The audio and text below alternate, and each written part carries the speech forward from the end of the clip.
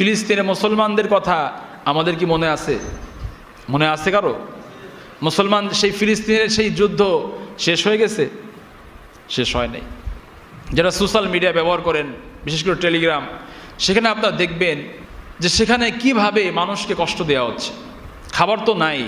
রাফা ক্রসিংয়ের অপর প্রান্তে হাজার হাজার গাড়ি দাঁড়িয়ে আছে খাবার নিয়ে, কিন্তু সেই গাড়িগুলো গাজার ক্ষুধার্ত মানুষের কাছে পৌঁছাতে পারতেছে না। কারণ কি?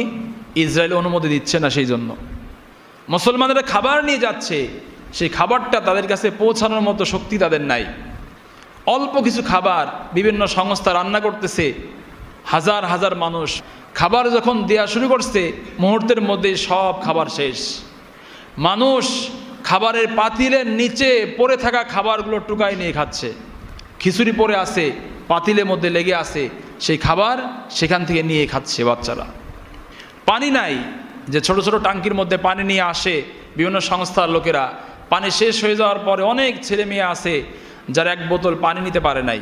ট্যাপের কল বেয়ে বেয়ে চোয়ায় চোয়ায় পানি পড়তেছে, ফোঁটা ফোঁটা। ছোট্ট ছোট্ট বাচ্চা সেখানে মুখ লাগায় রাখে, এক ফোঁটা পানি পড়বে, সেই পানি সে পান করবে। কিন্তু সারা পৃথিবীর মুসলমানরা নীরব হয়ে আছে, মনে হয় কিছুই হয় নাই। সারা পৃথিবীতে কোথাও কিচ্ছু হয় নাই, মুসলমানদের কোনো বিপদ মনে হয় নাই। এরকম একটা অবস্থা মুসলমানদের চিন্তার মধ্যে চলতেছে। সম্মানিত হাজিরিন, সেজন্য গাজার মুসলমানদের জন্য আমাদের সব সময় আল্লাহর কাছে দোয়া করতে হবে এবং তাদের জন্য সর্বাত্মক সহযোগিতা করতে হবে। যখন গাজা আক্রান্ত হয়েছে, তখন আমরা বিভিন্ন সময় বিভিন্ন অনুদান গ্রহণ করে তাদের সেখানে পাঠানোর ব্যবস্থা করছি। কেউ বিভিন্ন সংস্থার মাধ্যমে পাঠানোর ব্যবস্থা করেছে, অনেক মানুষ করেছে। কিন্তু এখন তো ভুলেই গেছে মানুষ। আগে তো প্রচার করা হইতো যে ইসরায়েলে পণ্য বয়কট করেন, এখন সে প্রচারটাও নাই।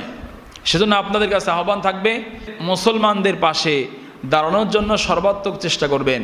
অনেক সংস্থা আছে যারা অথেন্টিকভাবে সেখানে তাদের কাছে কোনো অর্থ পৌঁছালে সে অর্থের মাধ্যমে তারা গাজার মুসলমানদেরকে খাবার কিনে দেয়, পোশাক কিনে দেয়, তাদের প্রয়োজনীয় জিনিস তারা ব্যবস্থা করে দেয়। এরকম অনেক নির্ভরযোগ্য বিশ্বস্ত সংস্থা আছে, তাদের সন্ধান করে আপনারা তাদের কাছে প্রতি মাসে অল্প হলেও কিছু টাকা পাঠানোর চেষ্টা করবেন।